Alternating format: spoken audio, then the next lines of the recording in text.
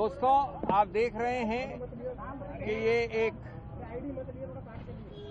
बहुपार्टी delegation जिसमें मेरे सब वरिष्ठ कॉलीग्स यहाँ खड़े हैं अलग अलग विभिन्न पार्टियों से। ये तीसरी बार इस चुनाव में मल्टी पार्टी डेलीगेशन गया है चुनाव आयोग। आज हमने 2-3 मुद्दे स्पष्ट रखे उनके सामने। उन्होंने हमें कम समय में समय दिया, इसके लिए हम धन्यवाद करते हैं उनका।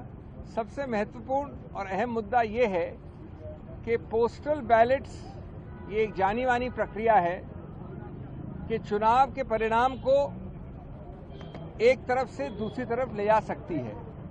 कई बार ऐसा हुआ है कि सभी पार्टियों के बीच में जो फर्क है वोट्स का वो X है, लेकिन पोस्टल बैलेट्स 2X या 3X होते हैं। यानी पोस्टल बैलेट्स निर्णायक सिद्ध होते हैं परिणाम के मामले में।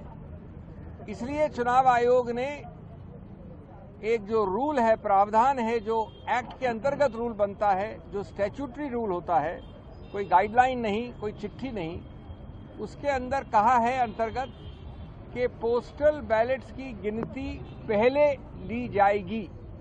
यानी ईवीएम की गिनती के पहले पोस्टल बैलेट्स की गिनती ली जाएगी। ये रूल 54A में लिखा है स्पष्ट रूप से। इस बात को कई बार अलग अलग रूप से चिट्ठियों द्वारा और गाइडलाइंस द्वारा है।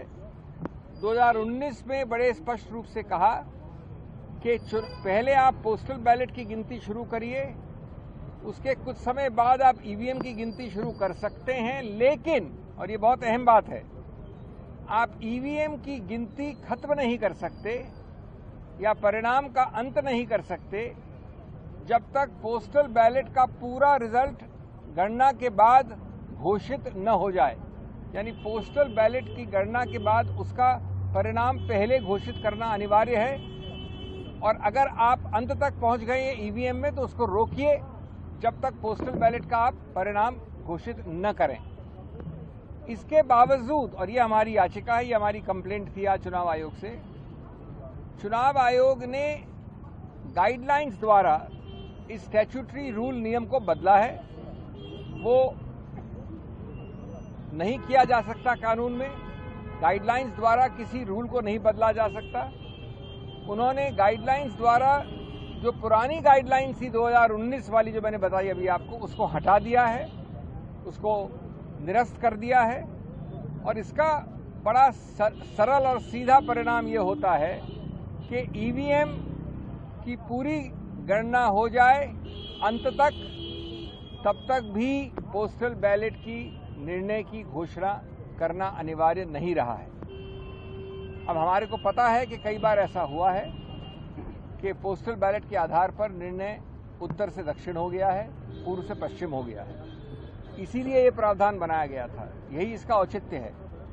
इसलिए ये अति आवश्यक है कि आप कानून के अंतर्गत एक गाइडलाइन द्वारा नियम को नहीं बदल सकते। बी, पोस्टल बैलेट जो निर्णायक एक रोल प्ले करता है उसके लिए भी अनिवार्य है कि उसको पहले गिना जाए। और तीसरा कि एक लेवल प्लेइंग फील्ड के लिए, गणतंत्र के लिए, स्वतंत्र चुनाव के लिए, जो कि संविधान के मूल तत्वों का एक अभिन्न अंग माना गया है, ये आवश्यक है कि जो पुराना रूल था उसी को फॉलो किया जाए, जो प्रावधान अभी भी है उसी को रूल किया जाए। Friends, very briefly in English,